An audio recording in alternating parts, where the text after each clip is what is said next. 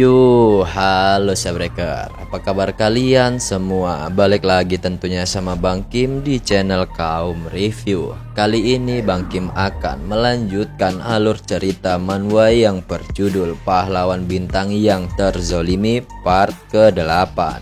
Buat kalian semua yang belum nonton part sebelumnya, Bang Kim saranin buat nonton terlebih dahulu supaya kalian gak ketinggalan alur ceritanya.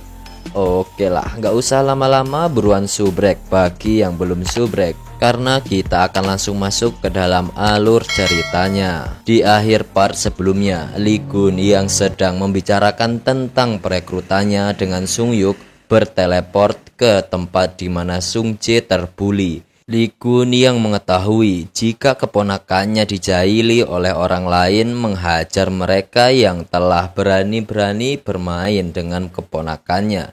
Bocah itu tak menyerah dengan mudah. Dia mengeluarkan skill dan mensamon seekor avatar Palaris Bull. Orang-orang yang nampak panik karena mereka menggunakan sihir di area publik. Bocah itu nampak bangga karena sudah mengeluarkan kemampuannya dan merasa dia dapat menghajar Lee Kun. Dengan sangat mudahnya, Lee Kun menekan kekuatan dari bocah songong itu. Lee Kun menghajar anak itu hingga membuatnya terpental dan tak lagi berkutik. Lalu Lee Kun mengingatkan kepada bocah tersebut untuk tak mengganggu Sung Jae. Lalu datanglah Yuha, kakak dari Sung Jae. Sung Jae memberitahukan jika pria yang di depannya saat ini adalah sosok Lee Kun. Dia pun sejenak bingung dan melamun karena tak percaya melihat Lee Kun yang berbeda dan nampak sangat tampan. Yuha berterima kasih kepada Lee Kun karena sudah menyelamatkan Sung Jae. Lee Kun pun mengatakan tak perlu sungkan, karena jika dia anak Hugo berarti Yoha juga adalah keponakannya. Dan terlihat Yoha tersipu bahagia serta dia seperti ingin meminta sesuatu kepada Lee Kun. Namun disaster tiba-tiba muncul di belakangnya dan membuat Yoha menghentikan permintaannya. Dengan sangat cepat, ia menebas disaster tersebut dan berkata kepada Lee Kun untuk menunggunya sebentar dan dia akan memberikan lamaran yang benar setelah membunuh disaster tersebut. Lee Kun yang mendengar hal tersebut hanya terkejut karena ada kata-kata yang masih belum ia pahami. Tiba-tiba, disaster bermunculan di sekitar kota. Diumumkanlah evakuasi terhadap warga sipil. Dan terlihat Yoha yang bertarung menghabisi para disaster tersebut dengan sangat cepat dan dia terus meningkatkan kecepatannya. Ternyata Yoha ingin menyelesaikan ini dengan cepat untuk segera melamar. Lee Kun pun nampak bangga dengan kemampuan yang dimiliki oleh Yoha karena menurutnya Yoha lebih hebat dalam pertarungan dibanding Hugo. Namun ketika Yoha lengah, nampak disaster akan menyerangnya dari belakang. Lee Kun bergerak dengan cepat dan menyelamatkannya. Ternyata yang menyerang Yoha tadi adalah bos dari para disaster kadal tersebut. Tapi Lee Kun malah bersyukur karena bertemu dengan disaster tersebut, karena ia berniat untuk menjadikannya tungku dalam membuat Divine Relic. Nampaklah pertarungan antar bos melawan Lee Kun akan segera dimulai. Lee Kun yang akan melawan bos disaster memberikan tugas pada mereka berdua untuk membawa penduduk ke tempat yang aman. Karena mereka berdua merasa dipercaya oleh Lee Kun, mereka pun begitu bersemangat untuk melakukan tugas mereka. Pertarungan antara Lee Kun dan bos disaster pun terjadi. Nampak Lee Kun menghindari semua serangan yang dilakukan oleh bos disaster. Bos disaster itu juga nampak bersemangat untuk menghajar Lee Kun. Nampak serangan dari cambuk itu melilit tubuh Lee Kun dan membuat Lee Kun tak bisa bergerak. Lalu Lee Kun pun dilempar ke sana kemari dan menghantam gedung-gedung. Tapi ternyata hal itu tidak membuat Lee Kun terluka sama sekali dan tidak berdampak apapun kepadanya. Dan dengan mudah Lee Kun melepaskan cambuk itu dari badannya. Karena merasa diremehkan, bos disaster itu marah dan menyerang dengan sebuah semburan api di tempat lain. terlihat Sung Jae yang sedang membantu para penduduk untuk mengevakuasi diri. Namun Yoha yang nampak khawatir dengan Lee Kun karena menurutnya musuh yang dilawan adalah salah satu disaster paling berbahaya.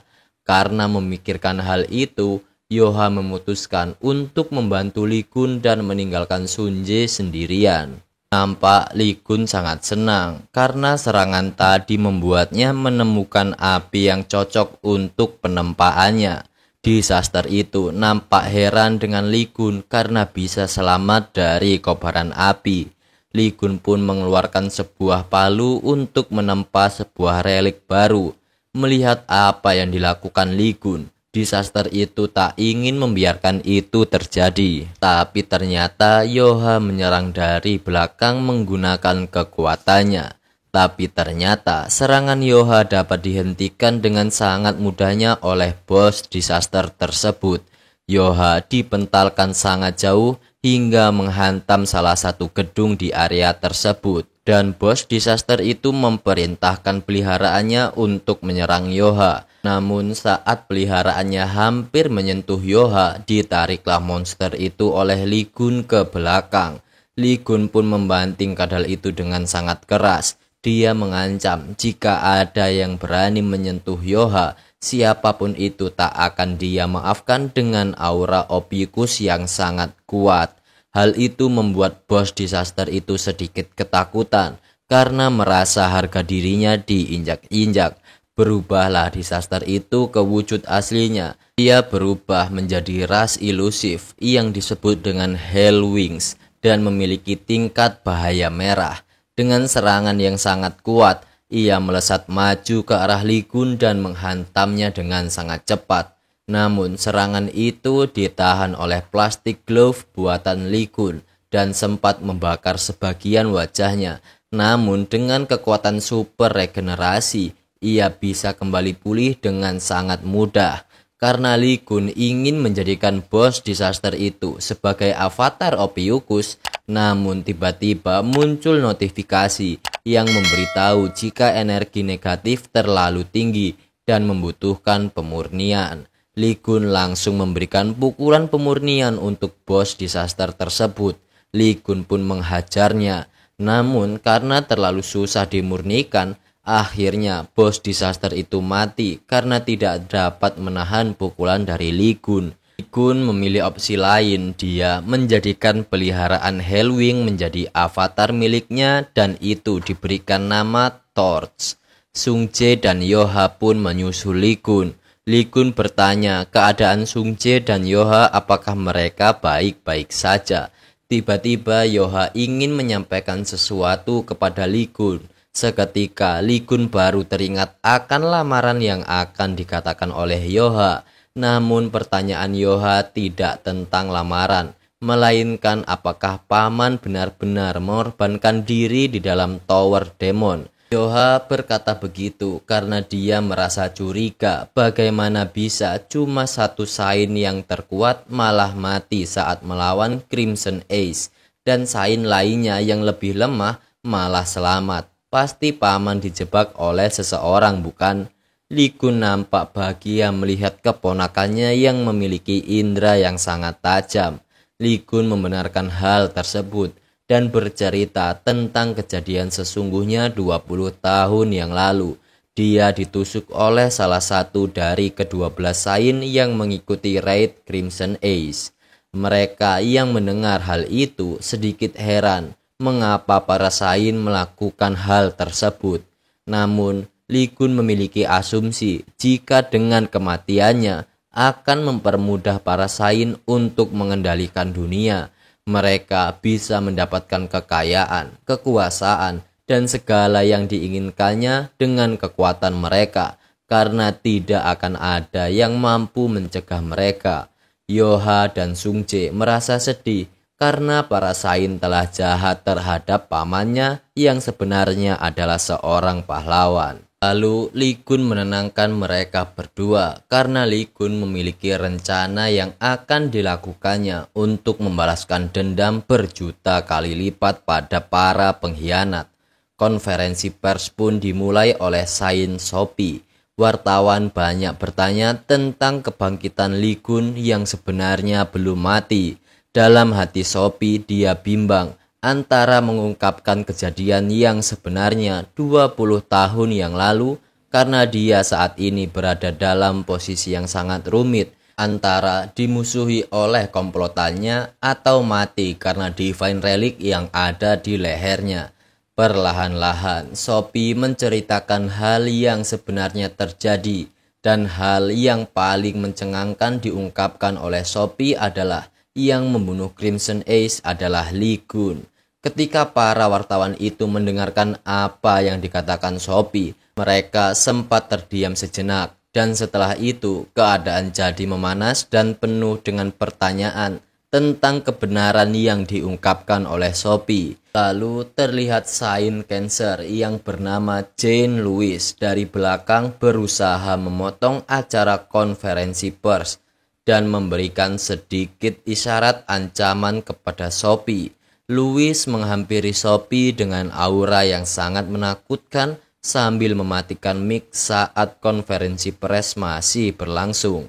Dia berbisik kepada Sophie untuk diam. Lewis pun berkata, "Apa kau tak cukup menyombongkan dirimu selagi masih menerima perlakuan yang hebat sebagai Saint?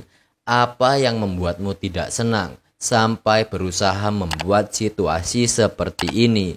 Lewis mengambil alih pembicaraan, mengatakan jika Sophie sedang terancam dan memberikan kesaksian palsu.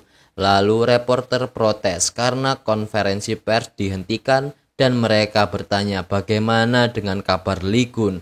Namun dengan aura yang sangat menakutkan, Lewis mengatakan jika Lee Kun masih hidup, mengapa ia tidak muncul. Para reporter pun makin merasa curiga dan memberi lebih banyak pertanyaan kepada Lewis. Tidak lama dari itu, Lee Kun muncul dengan terjangan yang mengarah ke Lewis. Melihat kejadian itu, Sophie pun nampak sangat terkejut dengan kedatangan Lee Kun yang tiba-tiba. Lee Kun menyapa Saint Cancer serta mengayunkan sebuah ekor yang sudah dipotong milik avatar barunya. Namun ternyata yang dipukul oleh Lee Kun hanyalah sebuah klon bayangan. Lalu muncul Saint Cancer di belakang Lee Kun sambil memperhatikan ekor yang sedang dibawa oleh Lee Kun. Lewis pun bertanya, "Kau bisa menyadari division skillku dalam sekali lihat. Siapa kau ini?" Lee Kun mengatakan jika dia adalah Lee Kun yang asli. Hal itu tentunya membuat reporter yang mengetahui semuanya tertawa terbahak-bahak karena melihat perbedaan fisik yang sangat mencolok. Lewis pun mengatakan jika kau adalah orang yang memiliki kemampuan namun kurang memiliki akal sehat. Dia mengatakan hal itu dengan nada yang mengejek. Belum selesai berbicara, Lewis pun sudah terkena hantaman keras dari ekor Hell Lizard yang dibawa oleh Lee Kun. Lee Kun menghajar semua orang yang berada di sana agar mereka menjadi sadar siapa dirinya, dan akhirnya konferensi pers pun menjadi kacau. Saat Sophie ingin kabur, dihentikanlah ia oleh Lee Kun karena ia belum menyelesaikan tentang cerita sebenarnya kejadian 20 tahun yang lalu tentang para Saint yang kabur saat melawan Crimson Ace. Lalu tiba-tiba muncul aura gelap yang disebabkan oleh Saint Cancer yang sangat kuat merasuki Lewis. Akhirnya dia sadar jika pemuda ini adalah Lee Kun yang asli dan pertarungan akan terjadi. Scene pun berpindah di rumah Hugo. Hugo merasa heran kemana kedua anaknya tak kunjung pulang sambil memasak mie dan menonton acara berita di televisi. Betapa terkejutnya dia karena berita di TV menyiarkan keributan yang dilakukan oleh Lee Kun yang sedang bertarung dengan Saint Cancer dengan sangat sengit. Hugo hanya mampu ternganga melihat kelakuan Lee Kun. Lewis menyerang Lee Kun dengan bayangan yang bisa mengikuti bentuk yang diinginkan Saint Cancer. Dengan sangat intens Lee Kun menghindari setiap serangan-serangan dari Lewis. Lee Kun menahan serangan Lewis menggunakan sebuah pisau belati. Lee Kun pun lalu menyerang balik dengan sangat cepat ke arah Lewis. Ditebaslah badan Louis menjadi dua, namun ternyata yang ditebas oleh Lee Kun adalah klon. Lee Kun merasa kesal dengan cara bertarung dari Louis. Tiba-tiba orang di sekitar menjadi lemas karena energi mereka terserap oleh skill milik Saint Cancer. Lalu muncullah kembali Louis dari belakang. Lee Kun bertanya kembali kepada Louis, apakah dia yang sudah menusuknya dari belakang saat di Demon Tower. Louis pun menjawab dengan nada mengejek seakan-akan dia memang mengetahui siapa yang telah menusuknya dari belakang. Di sini dia juga menjelaskan jika dia menciptakan banyak klon dari energi kehidupan milik wartawan yang ada di gedung itu. Louis pun menyerang Lee Kun dengan serentak. Namun di sini, Louis ternyata menyerang ekor yang dibawa Lee Kun. Ternyata Lee Kun mendapatkan skill baru saat berada di pelelangan Drachma. Lalu Lee Kun menyerang salah satu klon Louis kelas atas yang memiliki core di dalam tubuhnya. Dan jika menjatuhkannya, klon lain juga akan berhenti. Notifikasi yang sangat banyak atas pencapaian yang didapatkan oleh Lee Kun saat klon milik Louis terkapar. Dia mengancam akan memberikan Lee Kun banyak masalah nantinya. Lalu handphone milik Lee Kun berdering dan mendapatkan panggilan dari Hugo. Hugo memberitahu Lee Kun jika ketika kau membunuh Season kelas atas milik Louis, maka akan ada banyak rudal yang mendarat tepat di tempatmu. Lee Kun pun nampak terkejut ketika mendengar hal itu. Lalu akhirnya part ke-8 pun sampai sini dulu nih sahabat. Terima kasih buat kalian semua yang udah nonton video ini sampai selesai. Terima kasih juga buat kalian semua yang selalu setia dengan kami di channel Kaum Review. Tungguin part selanjutnya yang akan kami upload secepatnya. Terima kasih banyak. Jangan lupa subrek, like, dan tinggalin komen kalian sebanyak-banyaknya. Bang Kim pamit. Sampai jumpa di part selanjutnya. See you and bye-bye.